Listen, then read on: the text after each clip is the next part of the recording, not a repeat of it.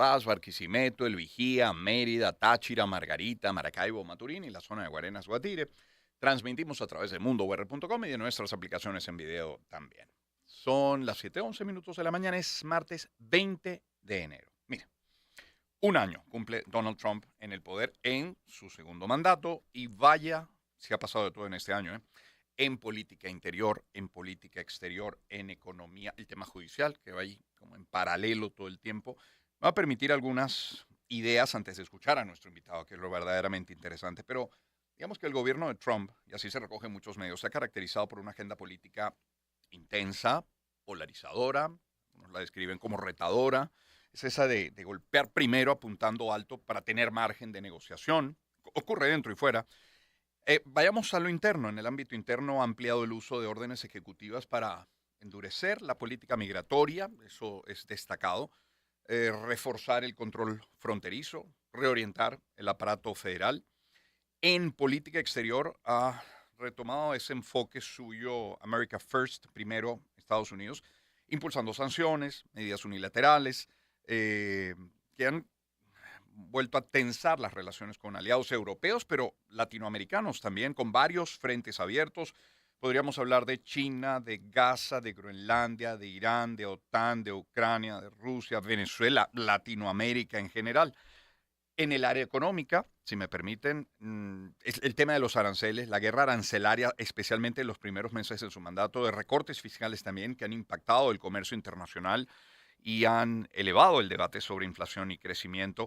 Y como les decía, en paralelo todo este tema judicial, ¿no? Controversias, el caso Epstein, por mencionar uno de varios en los que se le ha al menos mencionado. Bueno, queremos hablar de este primer año, de este segundo gobierno de Donald Trump y lo hacemos con Aldo de Santis, consultor político, magíster en comunicación política, profesor de comunicación política de la Universidad Camilo José Cela y del ISEC Business School en Madrid. Aldo, muy buen día, ¿cómo estás? ¿Cómo te va? Feliz año, todavía cabe. Muchísimas gracias, Román. Buenos días y saludos a toda tu audiencia. Antes de ir particularmente a algunos temas, algunas zonas de Estados Unidos y el mundo a grandes rasgos, si tuvieras que definir, describir ese primer año del segundo gobierno de Trump, ¿cómo lo harías? ¿Con qué adjetivos?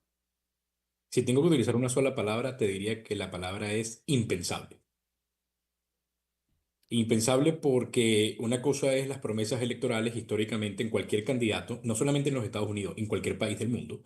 Y otra cosa es que en efecto ejecute lo que promete en las campañas, como es el caso de Trump en muchísimas de las cosas que prometió.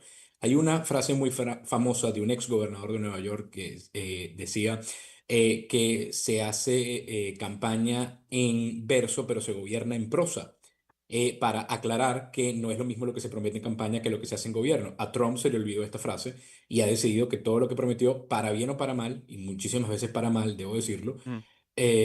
lo cumple. Y en otras cosas también para bien. Entonces, es complicado y lo cierto es que creo que hay un antes y un después, tanto en política interior de los Estados Unidos como en política exterior global, a raíz de este primer año de gobierno de Donald Trump. Sigue siendo Donald Trump un hombre impredecible en materia política.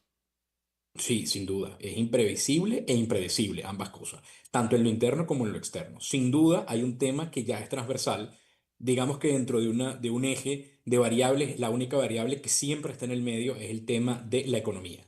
Si tú tienes el eje de la economía fijo, que es lo único que tiene Donald Trump, todo lo demás es variable. Eso sí, al menos ya tenemos uno muy claro, porque tanto en política interior como en política exterior, lo que ha dejado muy claro es que el tema económico para dentro de los Estados Unidos es lo más importante. Ya que mencionas economía, hablemos de economía. Entonces te pregunto, internamente en los Estados Unidos, ¿la gente qué opina de los índices de empleo? ¿Qué opina de la inflación, de su poder adquisitivo, de los créditos, de los servicios en general, del precio de la gasolina, por ejemplo? Bueno, justamente voy a comenzar con el último, que es el más significativo, el precio de la gasolina. En los Estados Unidos, el precio de la gasolina llegó a rozar los $7 por litro, lo cual era extremadamente elevado.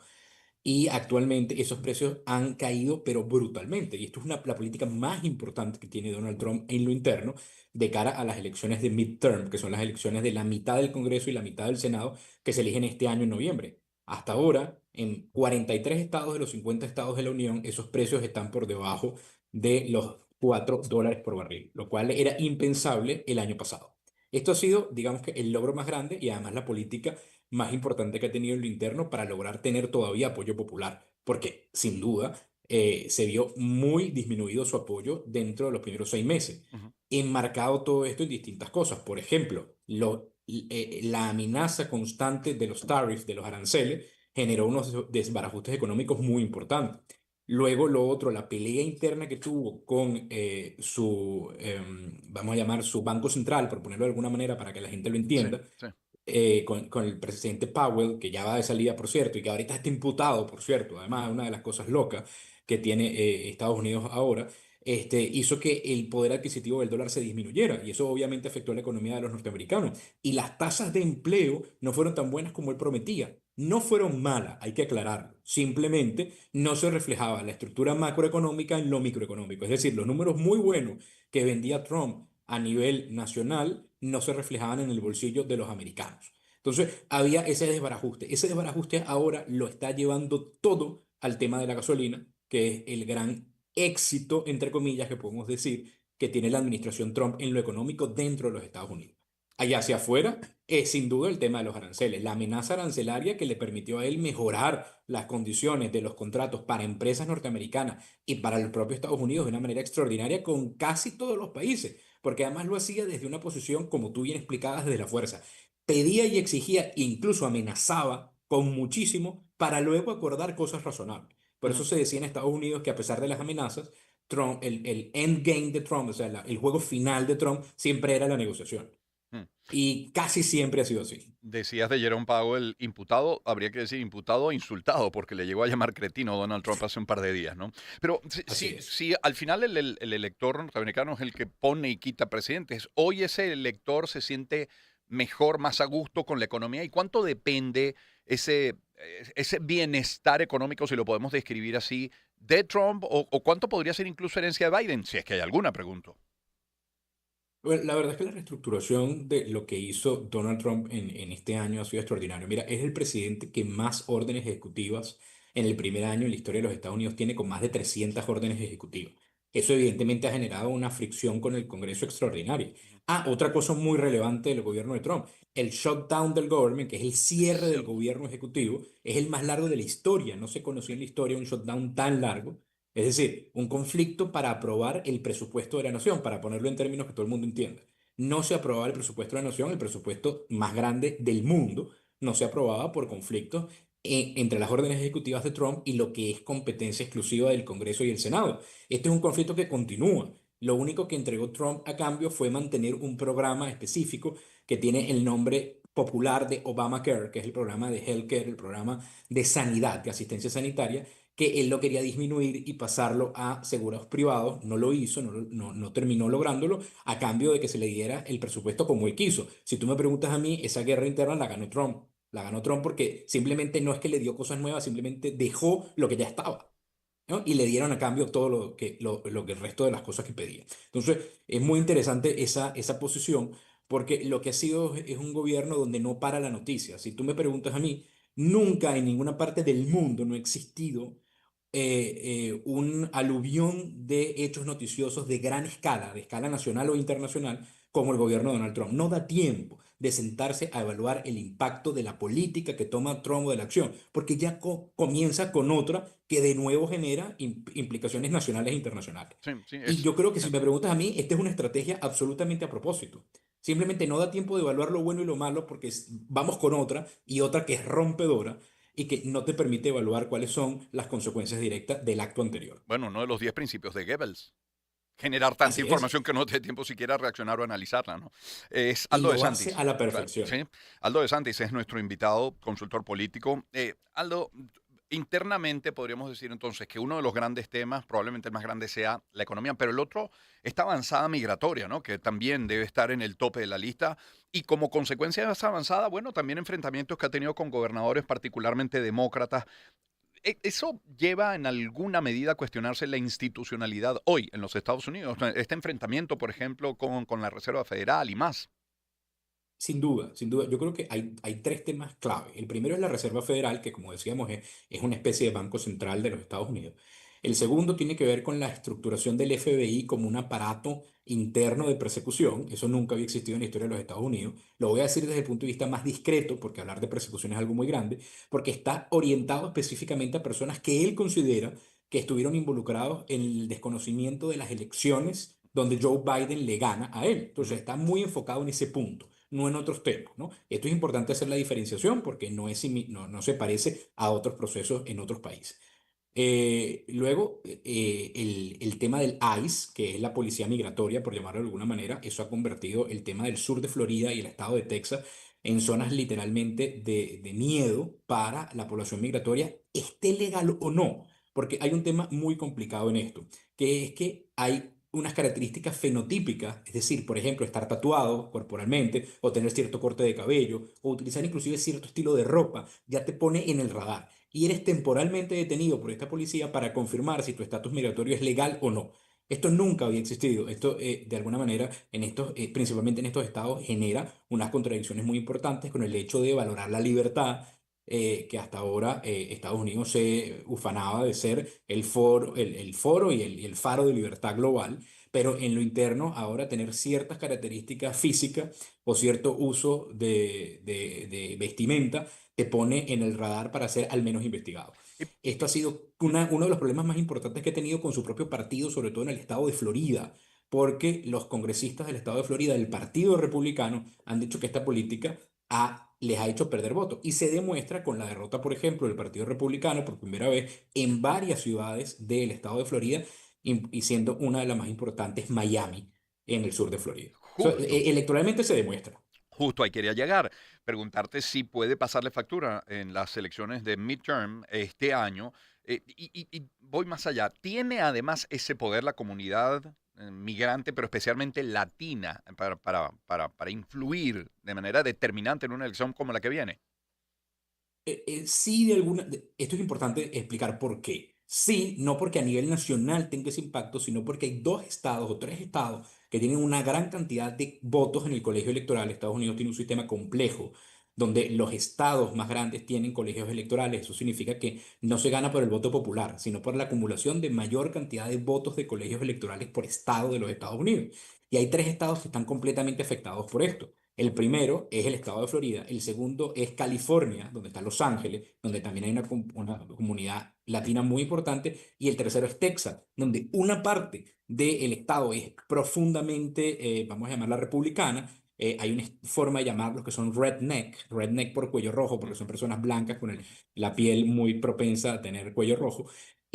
Pero hay otra parte, que es el sur de Texas, frontera con México, donde hay una comunidad vibrante latinoamericana muy importante que lo puede hacer perder distrito y por ende pone en riesgo la victoria en ese estado.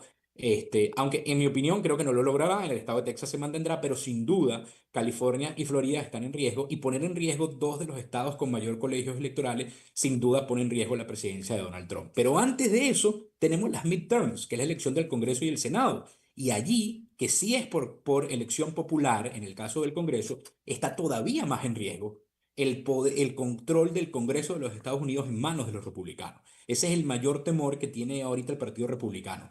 Perder de manera definitiva la mayoría en el Congreso porque eso le va a generar un conflicto. La mayoría del Senado sí es verdad que está por verse en este momento. Ellos tienen una mayoría de 51-49, los republicanos, los demócratas tienen 49. Hay muchas votaciones donde algún republicano vota en contra de Trump Ujú. o dos, y el voto de desempate lo tiene el vicepresidente, porque constitucionalmente es así en los Estados Unidos. El vicepresidente vota en el Senado, es el voto de desempate, porque hay 50 y 50. En este caso, el Senado va a ser la guerra para los republicanos. Si en noviembre tú me preguntas cuál es el motivo principal, mantener la mayoría en el Senado o mantener al menos el empate 50-50 para que J.D. Vance tenga el voto definitivo. Esa es la lucha que tiene Trump hoy. Claro. Aldo de Santis es nuestro invitado, consultor político, magíster en comunicación política y profesor de comunicación política de la Universidad Camilo José Cela y del ISEC Business School en Madrid. Decía yo en la introducción, Aldo hablaba, y ya pasando al panorama internacional de China, y esto básicamente producto de los aranceles, que no es el único tema, porque está el tema Taiwán y más, pero está China, está Correcto. Gaza, está Groenlandia, está Irán, está la OTAN, está la guerra por la invasión rusa a Ucrania. está Venezuela, está Latinoamérica, pero bueno, claro, ya que como venezolanos, entre venezolanos estamos hablando, quisiera comenzar por lo ocurrido en el país el 3 de enero y los eventos posteriores al 3 de enero. ¿Qué dejan para Venezuela? ¿Qué dejan para los Estados Unidos? ¿Y qué dejan para la relación entre ambos países, esta nueva dinámica, llamémosla así? Así es, bueno, lo primero decir que era impensable. Remarco mi palabra inicial para hablar de las acciones correspondientes al día 3 de enero. Eso era impensable en la comunidad internacional, incluso aunque había indicadores que te podían hacer pensar que era posible esas acciones, nunca se pensaban que las acciones podrían tener ese nivel de contundencia. Ahora, lo que sí es cierto es que la administración Trump ha decidido tomar una postura de respeto hasta ahora a la gestión de gobierno actual y por ende creo que va a haber una dinámica de apertura económica importante. En mi opinión, esta reunión, que no sé si se hubo seguimiento sobre ella, con las principales petroleras norteamericanas Sí, para hacer sí. inversiones en Venezuela, es un indicador importantísimo de lo que puede venir para Venezuela. Se está hablando de una inversión de $100.000 millones. Yo quiero hacer entender $100.000 millones a la gente. $100.000 millones es 5 veces el presupuesto de Venezuela, 5 años consecutivos. O sea, estamos hablando del presupuesto de la nación 5 años. Es una cantidad de dinero enorme. Esa inversión que se quiere hacer se tiene planteado hacer en 10 años. En un total de 10 años lograron una inversión de $100.000 millones. Si tú me preguntas a mí, aunque la reunión no tuvo una característica de ser unificadora, porque una de las principales compañías petroleras no estaba de acuerdo en invertir, que es Exxon, Ujú. las otras sí. ¿Y esto qué significa? Que es muy probable que se llegue a ese acuerdo, quizás no en 10, quizás en 12, quizás en 14, pero pareciera que es una propuesta de largo plazo de inversiones importantes en Venezuela y que pueden comenzar. Esto no es rápido, esto toma meses, evidentemente, pero creo que será el desenvolvimiento durante todo este 2026 para Venezuela de importantes inversiones. Ahora, fíjate, Aldo, lo ocurrido en Venezuela, el 3 y posterior al 3, insisto en ambos, en ambos eventos, 3 y posterior al 3. Envió un mensaje a China, envió un mensaje a Rusia. Te pregunto si envió un mensaje en la región a México o a Colombia. Lo envía a Panamá con la pretensión de hacerse el canal. Lo envía incluso a Groenlandia porque quiero conectar esta pregunta con lo que Más a ocurrió Groenlandia. el día de ayer. Porque ayer se da a conocer una carta que envía el presidente noruego, que envía Trump al presidente noruego, que dice, ya no me siento obligado a pensar en la paz por no haber ganado el premio Nobel. Es amenaza, es resentimiento, es de esperar más conflictos de Estados Unidos con otros países en esta o en otras regiones. Yo creo, en mi opinión, que esa muestra de resentimiento, como tú bien lo has llamado, yo no lo llamaría amenaza, pero sí resentimiento, es una prueba de lo impredecible que puede llegar a ser Donald Trump en su toma de decisiones. Ahora bien, el tema Groenlandia es un tema muy delicado porque lo más importante de Groenlandia para los Estados Unidos es un tema de eje estratégico, geopolítico, militar, más que económico. Es distinto en ese caso. En ese caso, se trata de tener una posibilidad de control sobre un territorio por su posición geopolítica. Y allí creo que tenemos, de alguna manera, las personas que vivimos en Europa, yo vivo en Europa, vivo en España, una posibilidad de negociación en el marco en el que los europeos rescindan ciertas de sus peticiones. Es decir, no estoy diciendo que Trump va a lograr comprar Groenlandia con esa propuesta inicial que hizo de $700.000 millones, que es la propuesta inicial que ha hecho. Evidentemente, los daneses se han parado de la mesa porque no están dispuestos a vender un territorio, pero eso no significa que no se puedan llegar a acuerdos donde haya un importante impulso económico en esa región a cambio de muchos privilegios de los Estados Unidos en la región, porque es lo que creo que intentará negociar Marco Rubio. Marco Rubio siempre ha sido un defensor de la OTAN, que es la Organización de Tratado Atlántico Norte, de la defensa común del espacio occidental. Ha sido un defensor de Europa como aliado y no como adversario. Entonces, al estar él en la Secretaría de Estado, que es la Cancillería, por llamarlo de alguna manera, de Estados Unidos, creo que hay una oportunidad de negociación y creo que Estados Unidos va a presionar para que esa negociación sea pronto, rápida y buena para ellos. Ya comenzó con amenazas arancelarias Ujú. a los países que envíen soldados a Groenlandia y Alemania el día de ayer rescindió su envío de soldados de prueba que tenía un balón de testeo en Groenlandia el día 1 que se dio la amenaza de Trump. Es decir, Funcionan sus amenazas para bien o para mal, y creo que eso va a terminar en una negociación más favorable para los Estados Unidos que para Dinamarca o que para Europa. Aldo, llegando al final de la conversación, el estilo, las formas de Donald Trump superan, digamos, cualquier convencionalismo, cualquier idea políticamente correcta. Incluso alguno podría pensar que superan o transgreden las bandas formales típicas de la institucionalidad. Pero te pregunto, Así este es. estilo y lo que está dejando este estilo, incluso podría ser una herencia atractiva, incluso para los propios republicanos, una que querrán reclamar o que darle continuidad.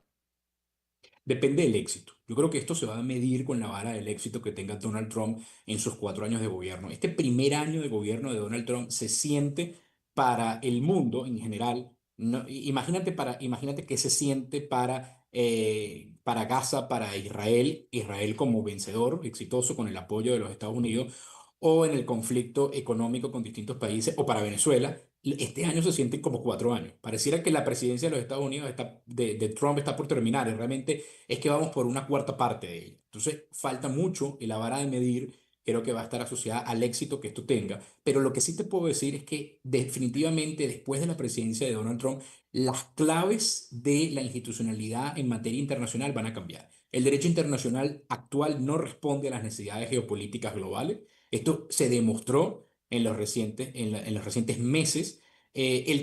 Hoy tengo que decirlo, el día 3 de enero es una muestra de ello, sin duda, y la negociación que viene con Groenlandia también. Entonces, creo que Donald Trump llegó para cambiar en la forma del derecho internacional, de las instituciones internacionales, porque no creo que el mundo esté dispuesto a aceptar un legado o una herencia para una posterior presidencia a la de Trump en los mismos términos.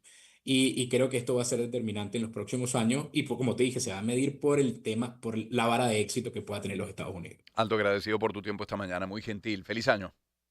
Muchísimas gracias, igual para ti, Román. Que estés muy bien. Aldo De Santis, nuestro invitado a esta hora, es consultor político, magíster en comunicación política, profesor de comunicación política de la Universidad Camilo José Cela y del ESSEC Business School en Madrid. Son ahora las 7:33 de la mañana. Permítame compartir algunos mensajes publicitarios. Vamos a la pausa y volvemos enseguida con más. Hablemos en este punto de Grupo Leti, que gracias a su compromiso con la salud del país está constantemente desarrollando, investigando nuevas fórmulas y medicamentos para toda clase de enfermedades. Productos de altísima calidad que van desde resfriados comunes a líneas ginecológicas, cardiovasculares, tratamientos para el cáncer y nuevas tecnologías de punta para estar a la vanguardia y poder responder con eficiencia a cualquier inconveniente en la salud de todos los venezolanos. Un grupo que no se detiene, siempre buscando nuevas soluciones. Grupo Leti, 75 años latiendo por el país, teniendo un compromiso mayor porque tu salud nos importa. Y hablemos también de Grupo San Simón. Desde su origen en el sur del lago de Maracaibo, Grupo San Simón ha impulsado la economía local y generado empleo regional. La elaboración de cada producto evidencia un gran compromiso, tecnología, cuidado, impulsando simultáneamente el fortalecimiento de la capacidad productiva de alimentos. Alimentar a los consumidores es para la empresa un compromiso histórico y un motivo de orgullo. Grupo San Simón, 82 años alimentando al país que adoramos. Y cierro hablándoles de su calle. En cada calle limpia hay más que un trabajo bien hecho. Hay compromiso, hay amor por lo nuestro. En cada bolsa que se recoge, en cada avenida que se transforma, no solo se limpia la ciudad, se construye país contigo. Hoy Fospuca cumple 45 años sembrando futuro con cada jornada. Gracias por creer, por cuidar, por caminar a su lado. Fospuca, 45 años de pasión por Venezuela. Encuentro de generaciones. Éxitos. Caracas, Valencia, Maracay, Puerto La Cruz, Puerto Ordaz, Barquisimeto.